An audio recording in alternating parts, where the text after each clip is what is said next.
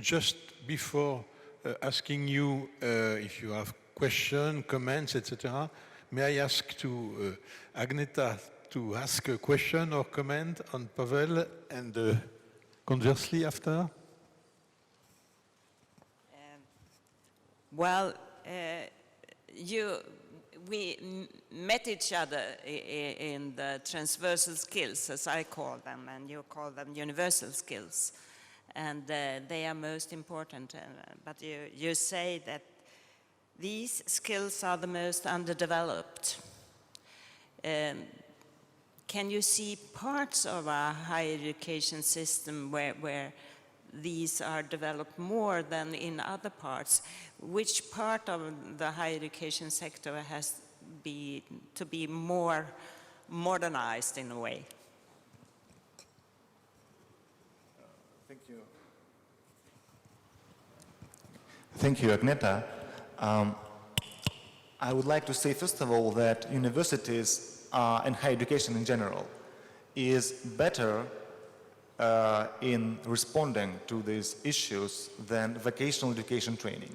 So universities are not the worst part of educational system.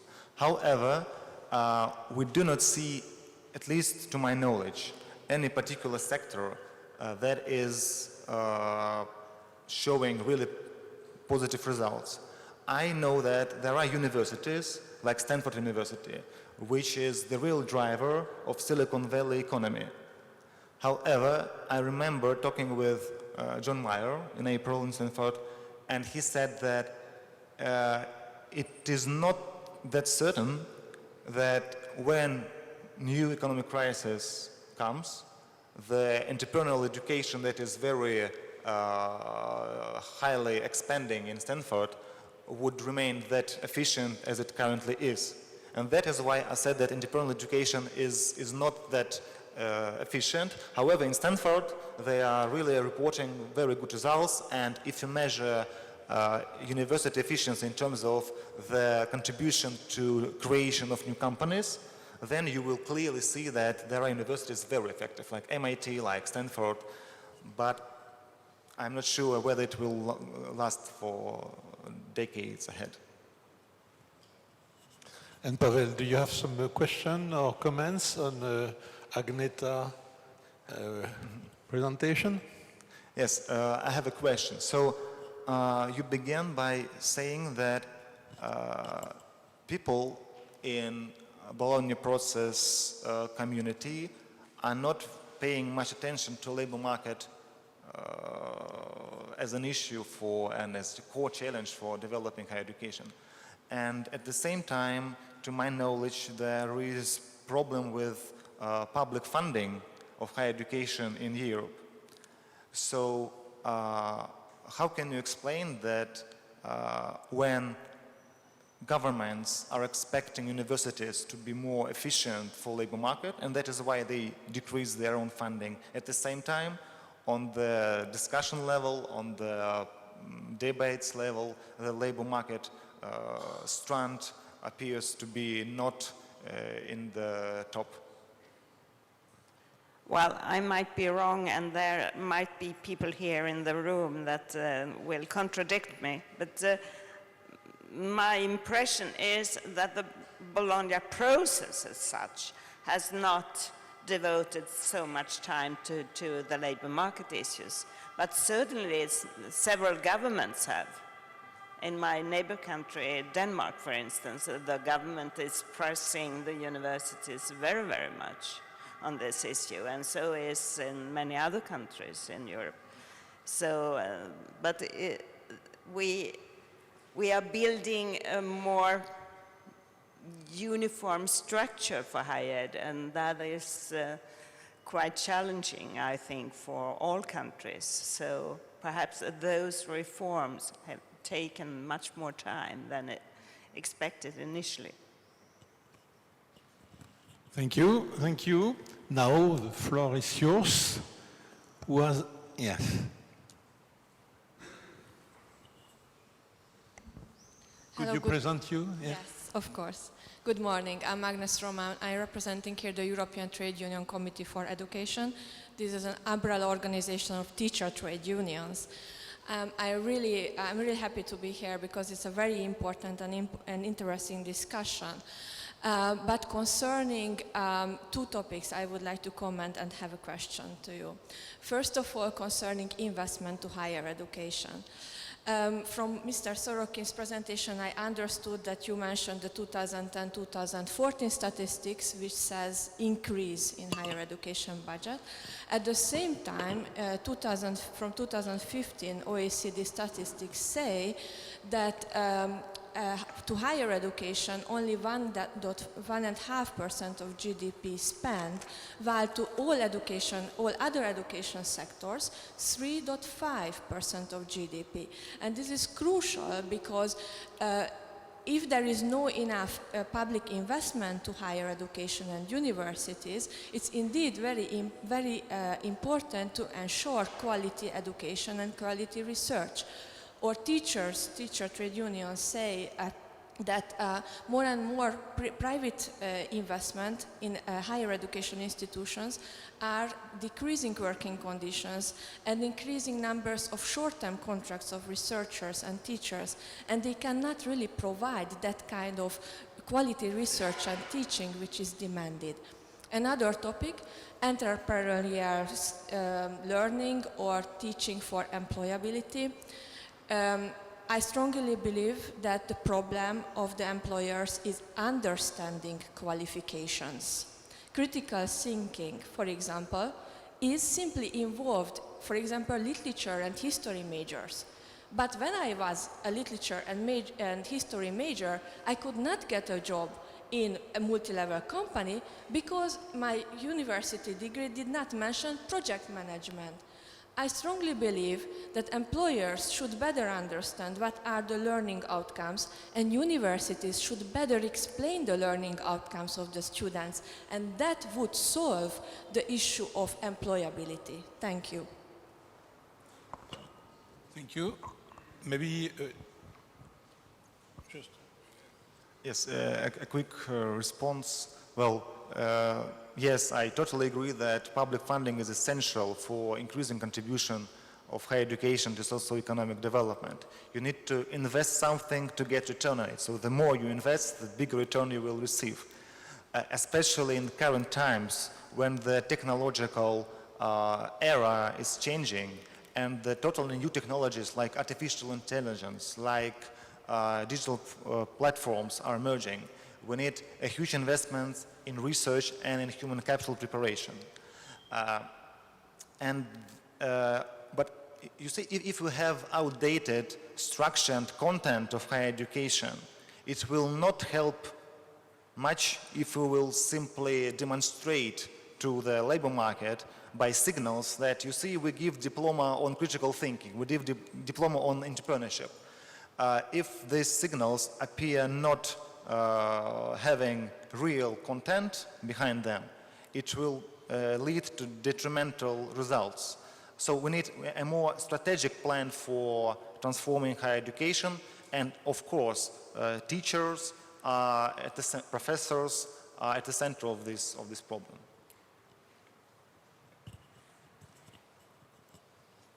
Well, I want to comment on your view of that the labor market is not understanding the university degrees and what the content of them really is. That might be the real case, actually. But I think do not only tell the universities what they should do, but I agree that they could also write an assessment of how the thesis is approached, if the student did it in time and things like that the project was fulfilled in a good manner. But the student themselves can also, in a way, translate what they have learned, because both staff in the higher education sector and students have to practice more to explain for those people outside what have they learned actually For the transversal skills, for instance, I don't think it's so many students who are really good explaining how they have been trained during their university years. So both back to students, but also to some staff to give some better explanations of the learning outcomes. Thank you. Brigitte?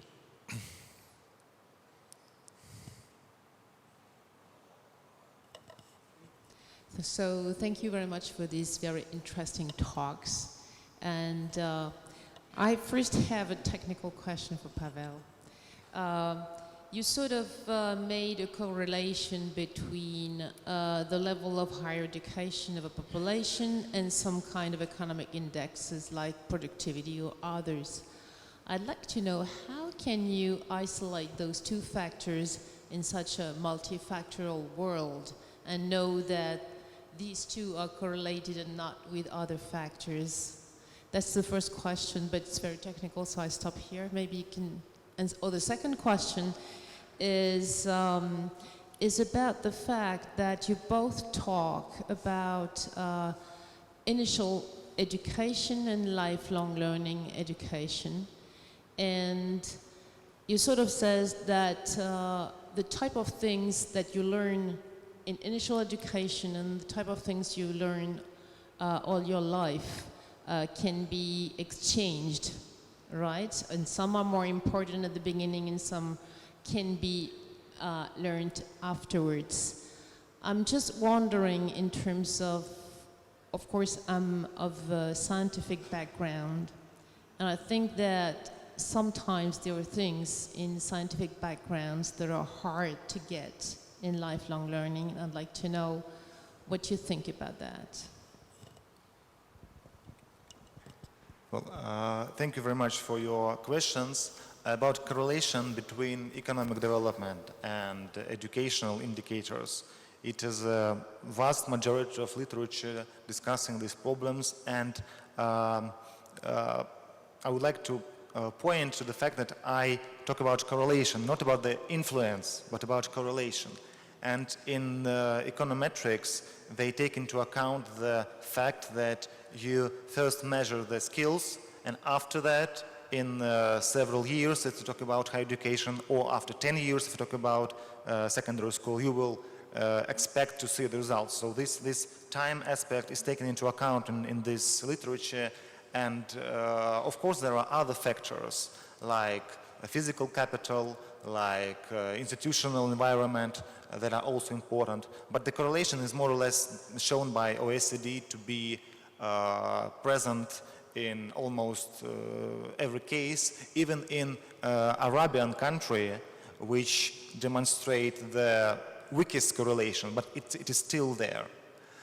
And the second question about lifelong learning, yeah, well, it is one of possible answers to the Russian paradox that high formal coverage and little results in economic productivity, because Russia has very small level of participation in lifelong learning. It is 2 times lower than OECD average.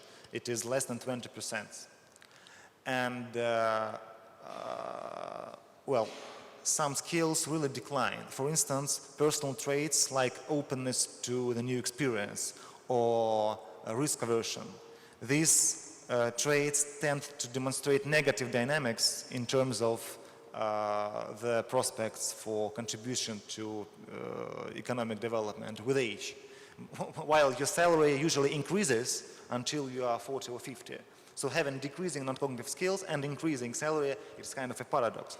And I think we need a research, and new longitudinal studies may be comparative across different institutional contexts to figure out how all these elements of human capital develop and co-develop, because there are obviously connections between them. And some literature about this exists, but it is not enough.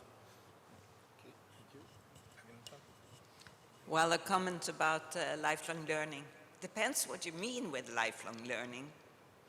Well, if you have an initial education and you know that the labor market is changing, and perhaps you are not in a position where you learn all the time in your work. Some of us are, and we are quite lucky about that. because we develop our skills during the work experience time. I remember when we in Sweden first talked about lifelong learning, we used another word, recurrent education. And the initiative came in the early 80s because we found that it was a lot of young people that came to the universities in the 70s, and suddenly they didn't come any longer because it was a good labor market. So the system wanted to recruit elderly people to higher education instead. Now I think lifelong learning is something else because it is something that the labor market requires. It should be fulfilled, perhaps, but by the employers themselves, but it could also be fulfilled by higher education institutions. If you take a bachelor, for instance, and you go working for 5 to 10 years, and you come back for a master degree, it might be called lifelong learning. But if you take a course for 1 week or two from your employer, it could also be called lifelong learning. So it depends what we mean with the word. And we perhaps should mean a lot of things, because we need to update our skills all the time and perhaps find new paths to a new labor market more suitable for the individual person. If job disappears, we have to find new jobs instead, because they are new jobs, a lot of them, and thereby you might need lifelong learning. Thank you, Agneta. Yes, the next one. No, just, okay. Sorry, I tried to maintain. Thank you. Thank you very much. My name's Dominic Orr. I'm working for Kieron Open Higher Education. I'm also the co-author of a white paper which is called Bologna Digital, where we have one section on new skills and the question of new skills for the digital world. Firstly, I think this is a great discussion. I think it's also nice to have this kind of external view on higher education. And I just wanted to add 2 points. Firstly, Pavel, thank you very much for your analysis. In my previous job, we also were doing a lot of these economic analyses on the value of education. We had a focus on the value of further education.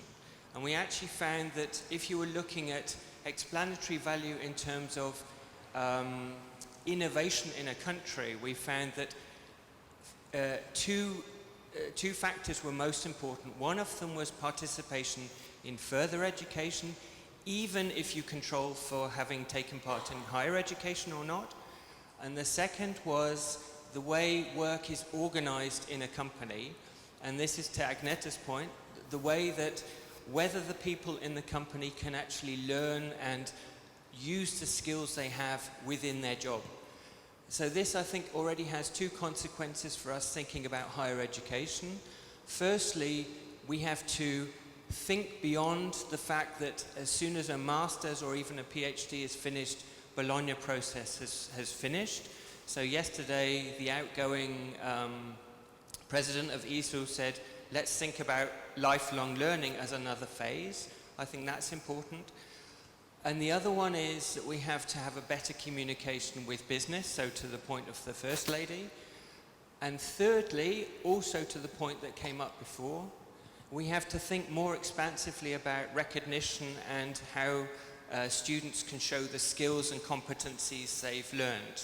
And so I'm interested at the moment in things like open badges, etc., as new ways of showing really what people have learned and facilitating the communication with employers, because employers don't understand a diploma supplement because it just explains what the course was like, but doesn't do this translation work.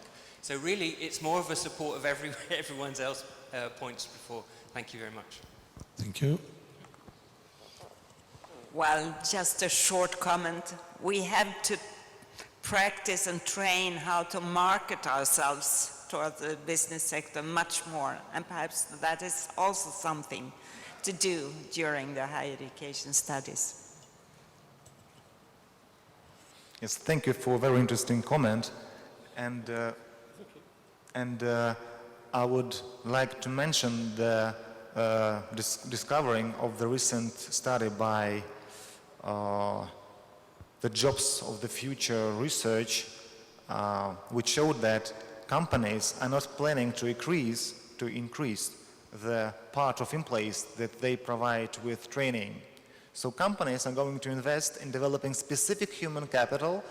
It means that it is specific to these companies. So if I'm an employer, I would not invest in human capital of a person who will be able to apply this human capital to other job place in other company.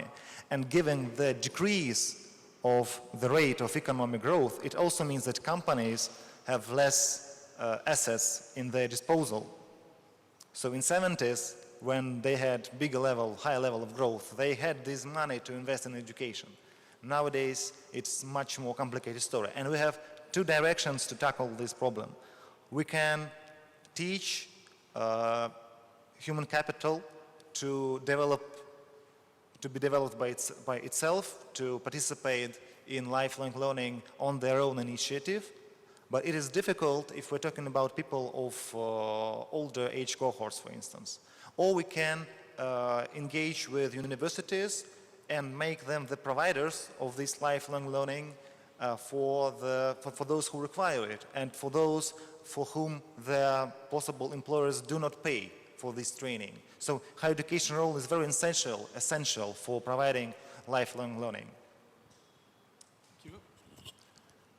Here,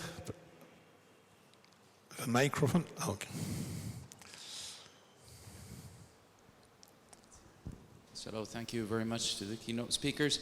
My name is Giacomo Di Federico. I teach European Union law here at the University of Bologna, actually international and EU labor law.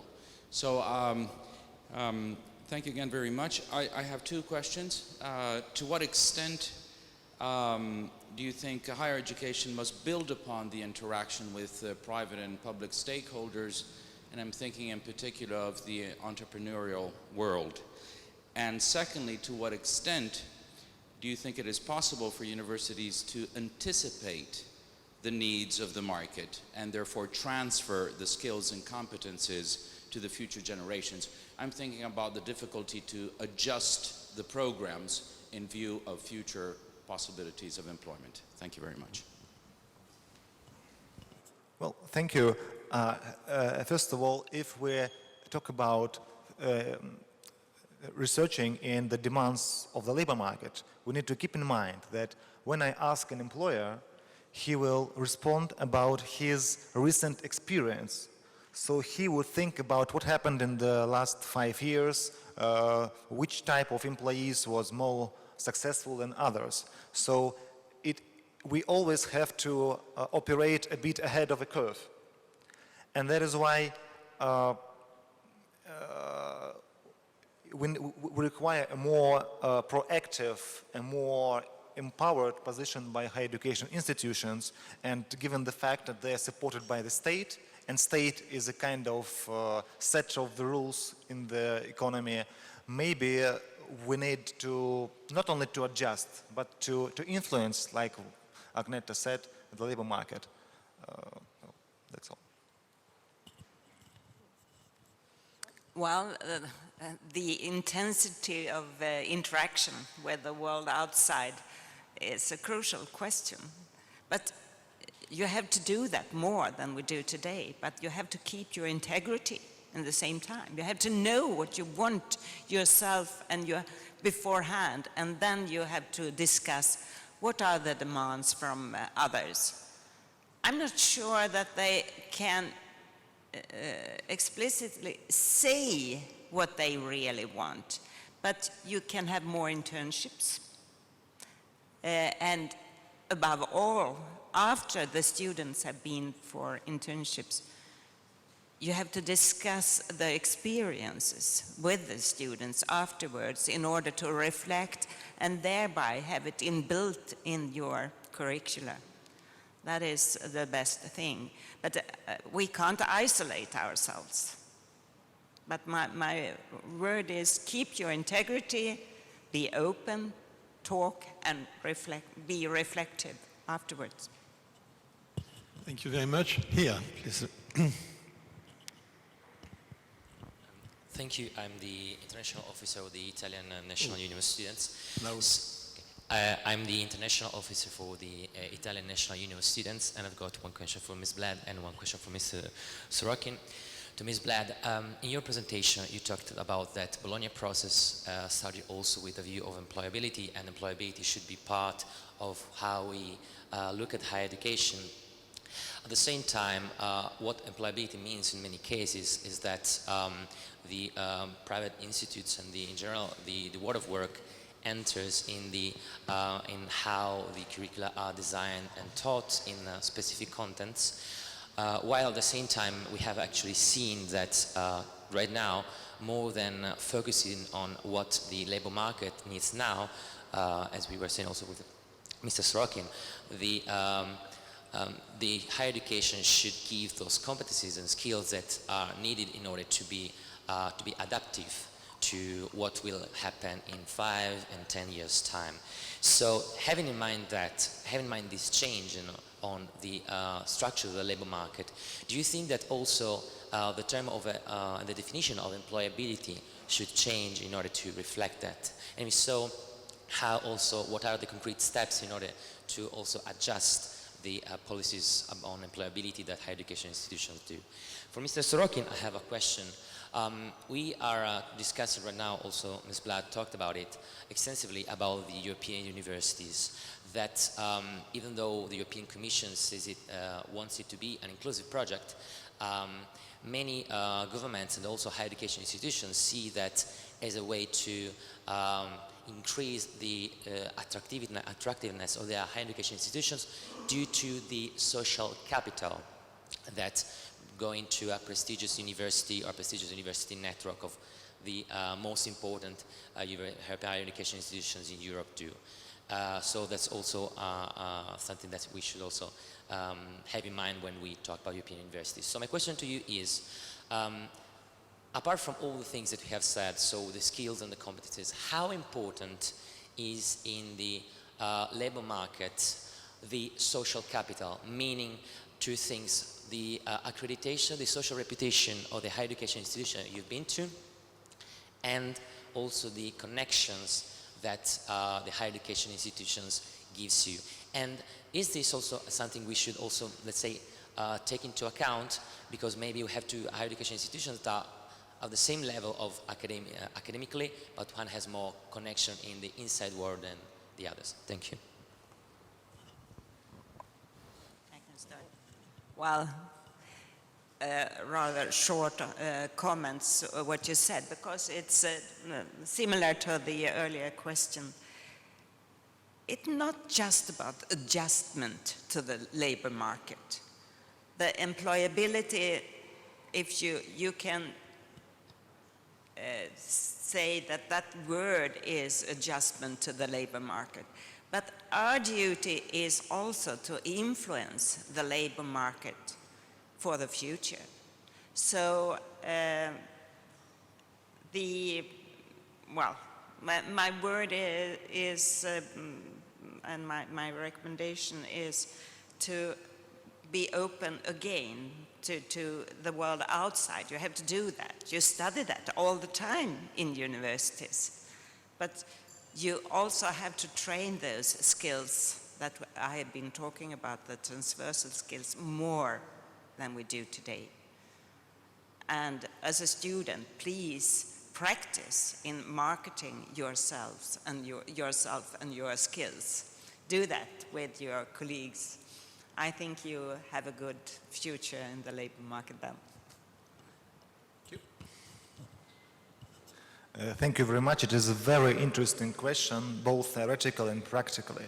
Theoretically, because social capital concept has been in the core of criticism of human capital concept.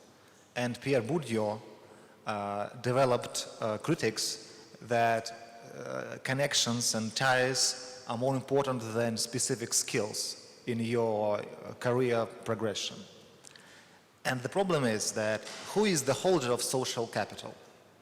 If you refer to American tradition, they will claim that society is the holder of social capital. And there are models showing that if you combine social capital and human capital, you will have higher explanatory power over economic and social development. But if you refer to continental European tradition, you will see that there is an approach arguing that it is an individual asset. Individual holds social capital. And the critics of human capital theory has been that it ignores social structural factors. And actually, the Theodor Schultz idea about allocative abilities gives path to see social capital as part of human capital, because being entrepreneurial means, just as I said, building networks, creating new companies, finding clients, finding partners. And the next theoretical step in development of human capital theory possibly would be to include social capital, but not as something given for the whole life, like in Pierre Bourdieu concept, but a skill about building connections, building social ties with others. So I would say that we have to think about this element of social capital as a part of human capital. Thank you. Michael?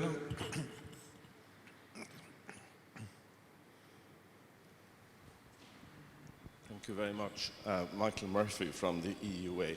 Agneta has answered the question I was going to ask her in her second last answer, so I will ask one question of Pavel. We have moved from a society that values predominantly cognitive skills in determining our success to non-cognitive domain, which you described very eloquently. And when you look at higher education systems across the world, you will see that they differ in many, many ways. But there is one that strikes me, and that is the Anglophone approach to campus life. In other words, the student experience as a holistic one, with deans for student experience and clubs and societies and living on campus, the collegiate world. And at the other end of the spectrum, systems that provide a curriculum-based experience and then the students disperse apart from classes and examinations. I wonder if you have had the opportunity to examine the relative benefits of those two types of higher education experience for success in work and life and as determinants of economic competitiveness between countries. Thank you. Well, it is interesting question or reflection, actually. We have both types, of course, in most systems.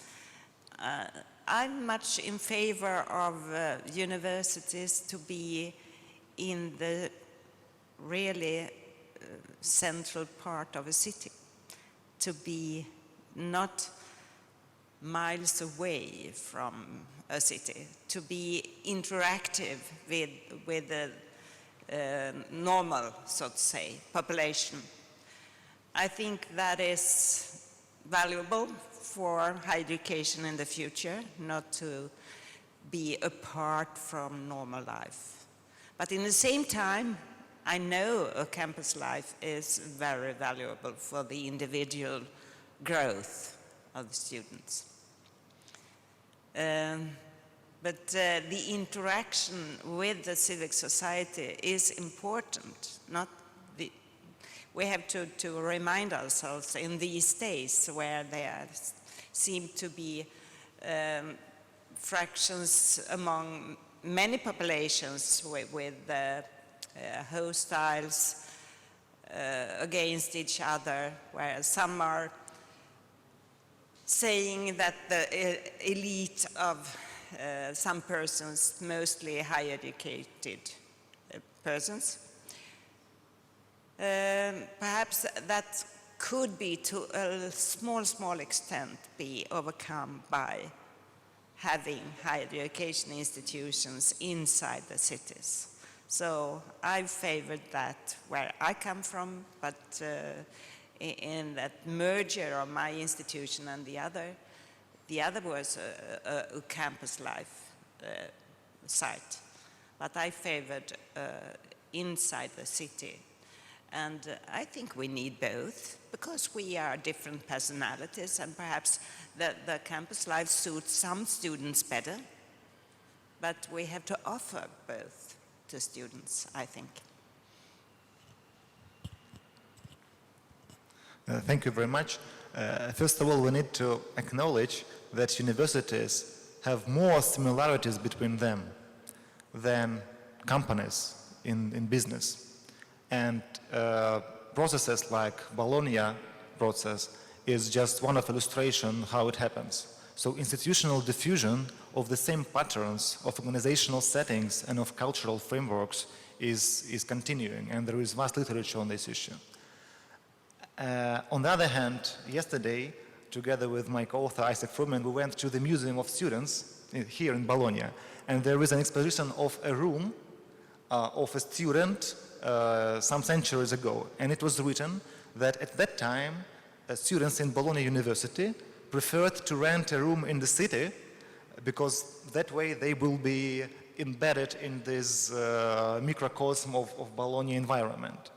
And I think that, maybe it will be a kind of solution to the problem of bringing together university and society and destroying barriers between them.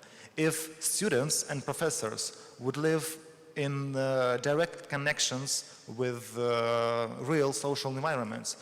And we were yesterday discussing with my colleague that we need to elaborate institutional practices for our students to go in the city to discover social problems, to try to tackle not only leading companies who come in their nice suits, but the real life problems, the real entrepreneurs who having their penny in a hard-working style.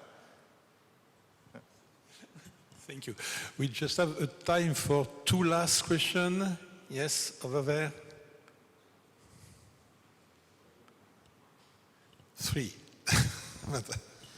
Just a short question, please. Yeah, of course. Hello, my name is Adrian Iordache from the Ministry of Education of Romania. I'm dealing with the recognition of degrees. And I would like your opinion, and I saw also some parts in Mr. Sorokin's presentation about the education going to waste. I mean that the people that are trained in the universities are not using their skills after that in the labor market. And the other part is the migration that we are all talking about and the mobility of students between countries, and they are going to get employed in lower skills than they have in another parts. So I think also taking into consideration that the states, even the higher education is growing by numbers, and we see that in many countries the universities complain that they don't receive enough money for education. But we see this not equilibrium between the training and the use of the skills that are trained. How can we use Bologna more on that to be more, I think, proactive than reactive to the needs of the labor market?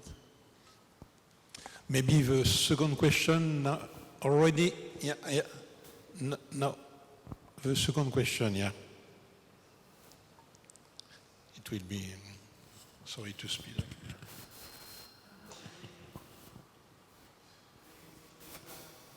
It doesn't. Okay. My name is Gianluca Giovannucci, European University College Association in Brussels. We lead a group of, is an umbrella association, lead a group of Hall of Residents. My question for both of the speakers, what do you think about starting before the university, the soft skill or the life skill formation? Because it's something that affects young people, and it's not enough for me to start when they are in the university.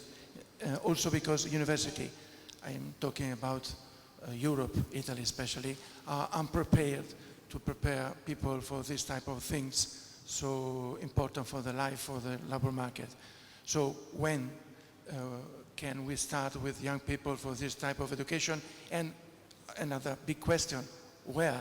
Because of course families are the first place, but now life is changing and families are not more like the past. So where and when we can start for this life skills formation? Thank you very much. Okay. Forward.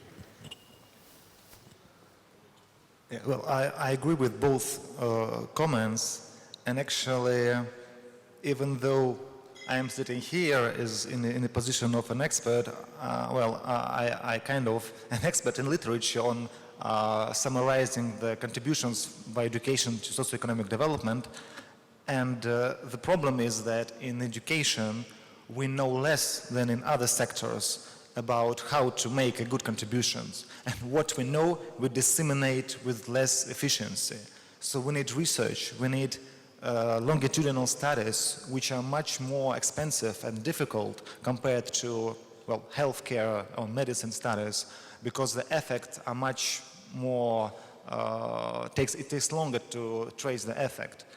And life skills is another term for this general set of competencies that are required, as we can see from the labor market and from the society in general. So we do not have ready solutions, but we need more cooperation and more research in finding best practices and finding contexts where this or that practice would be more applicable, because there are no universally applicable instruments, and Bologna Process is an instrument to advance in this direction. Well, we don't have to be just reactive to the labor market. We also have to be proactive. We have to remember that.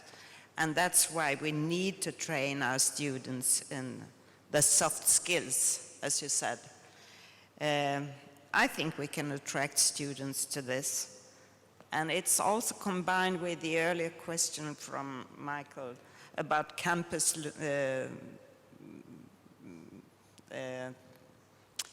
universities vis-a-vis city universities, or whatever you can call it. We need both in order to train the personality or to develop the personality of students. We know that there happens a lot of things to the individuals during the years in the higher education institutions. It's enormous. We have a gift in this sector, and we have to take care of all the students we have in a good manner. And one of the manners to do that is to develop their generic skills or transversal skills or soft skills or whatever you call it, to be able to go into the labor market in a successful way and to influence the labor market of tomorrow. Okay, thank you. The very last question, and after that we'll have a coffee break. Yeah. My name is Piet Hendricks from EEDTU, and I would simply a little bit conclude perhaps, in view of longer careers, in view also of the changing economies, the changing work organization, freelancers and so on, isn't it an illusion that we think that we can train people with a bachelor and a master for a long career of 50 years or somewhat less? I think this is really impossible, and we should develop a completely new vision on the role of universities in relation to the labor market, which doesn't stop at 22 years or 23 years, but which is going on up to the end of humans' careers. So therefore we need a completely new vision. And this vision is already made true by some interesting experiments and practices We see already the American micromasters, the nano degrees, and so on. We also see that the European MOOC platforms recently have launched a common micro-credential frameworks for short learning programs for people at work. This is originating from universities, it's not originating from the labor market itself. It can be organized in collaboration with the labor market, of course, but basic is that we keep the academic orientation also in lifelong learning. If not, it can be done by companies. If there is an academic orientation in lifelong learning, it must be done also by universities. But this is not in the Bologna process so far, and that's a pity. There was only one meeting in the Bologna process in Rotterdam, I think, more than 10 years ago, about lifelong learning. So I think this is really unbelievable at this stage and in view of the current evolution of societies. So that's my comment, actually. Just a short comment, yes. Thank you for your ideas. Well, I agree with you that it is a wrong approach to make an effort to change everything without changing yourself. And this is what we often see in politics in different sectors of economy, that structures trying to remain dominant, not to lose their position, at the same time responding to new challenges. And I think that two radical approaches to these grand transformations that are explained in literature, they are wrong. So the first approach is this leftist approach to break the global capitalism, to redistribute the wealth, which is obviously not I think it is right, it is not in the agenda of Bologna process. Another approach is also radical. It is that we need to learn from other sectors, to learn from financing sector as they transformed after global financial crisis and have been quite successful in it, to learn from healthcare sector, but this is dangerous of losing the key role of education as a proactive participant in institutional transformation. Because if universities will not contribute to institutional transformation, who will? Will it be a new revolutionary movement or something like that? And so we don't have ready solution, but we need to begin serious work in understanding the path towards this transformation. And academic research is an essential element of this route. Well, lifelong learning is also something for higher education institutions, of course. I come from a higher education system which is very flexible. And perhaps we should build our systems more flexible and make part of curricula available for others. I've also experienced many years ago when planning a special course that we mixed very planned students coming directly from secondary school with older students having experience from the labor market, and thereby making very good discussions among the students. You can do it in many ways, but we have to also be active in that part, but with those kind of studies that we can say is really higher education studies, not whatever courses that can contribute, but they have to build on our competence in universities. Thank you, Agneta. Just before leaving the room, don't forget to have a look on the summary of our discussion just over there. And I would like to thank very much the two speakers, Agneta and Pavel, for their very interesting and stimulating speeches, and all of you for your question and interaction.